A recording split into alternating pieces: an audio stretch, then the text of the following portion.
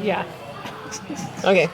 So, all right. So this is the carbon cycle. This is the main thing I'm going to show you right now is one side of the carbon cycle where things are going to go from what's happening in the air and in the soil, going into a plant, being activated by sunlight, and it's going to become something actually useful to us. Right now what we have on this side is something not useful to us. This is actually something that we have expelled. This is CO2. This is something that has come out of the car's exhaust and out of our own exhaust. What we breathe out is CO2. We have carbon and two oxides, so it's carbon dioxide because di means two. And here we have H2O. Yes, we can use H2O, but typically a plant will get the H2O from the ground, and we don't get it directly from the surface of the ground, but the plant does. So thankfully it's raining every once in a while. So here we have our H2O and our CO2. These things are, okay.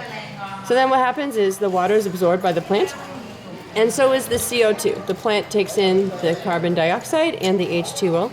And the sunlight does a really special thing. It's almost magical, but it's not magic, it's science. The sunlight sends light energy into the plant. And what that does is that activates the chloroplast within the cell of the plant, and that causes a chemical reaction to happen. It cannot happen without sunlight. So what will happen is the sunlight energy will come into the plant, and the chemical reaction is that all of these things break apart. The carbons separate from the dioxides, the two oxygens. So now carbon is, all of that dirty air is no longer with the air that we breathed out before. And the hydrogen will also separate from the oxygen here. So now within the plant, we've got a bunch of oxygens, some carbons and some hydrogens all floating around. So the other part that's happening in this process of photosynthesis inside the chloroplast in the cell is after they separate, then they come back together in a different form. You have your O2, and you have, if you notice, we end up with 6 O2s. These are still connected. It's nice oxygen that we can breathe. And the other thing that comes out, we end up with those 6 carbons that we started with that used to be connected to the O2s are now on their own here, but they're not by themselves. They actually connect with some other oxygens. Okay? They connect with the oxygens that came from the water. So we'll use these oxygens to connect these carbons together. So we had 6 carbons. And you'll also notice that we have 6 oxygens here. So they are connecting there and there. And also, oopsie, there's this one. These hydrogen atoms also connect to our carbon and our oxygen. And what you see here is you see something that is 6 carbons, 12 hydrogens, and 6 oxygens. This creates the molecule sugar.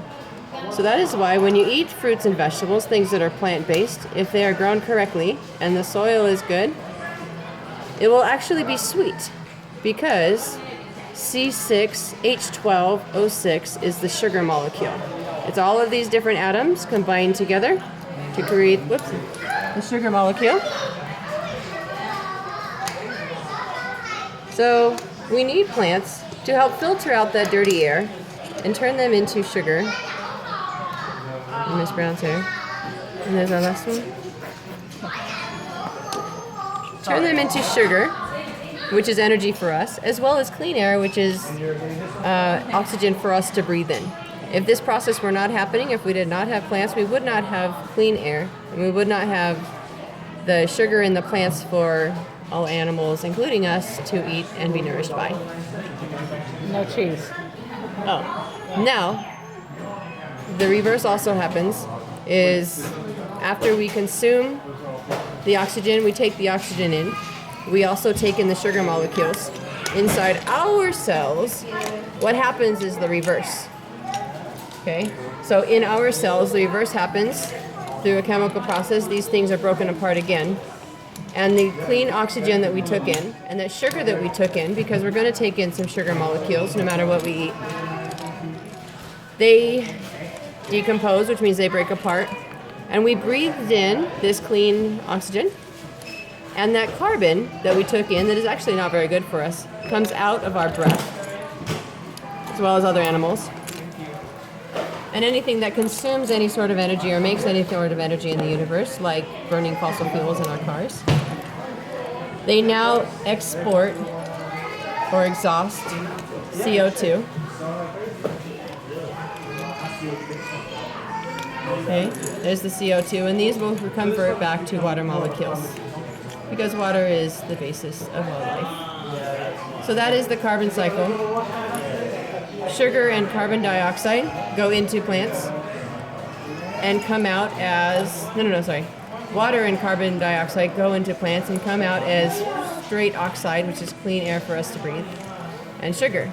And then those sugars and those carbon and those oxides come out of us as water and carbon dioxide. And the cycle just repeats itself for all of eternity until the age is over.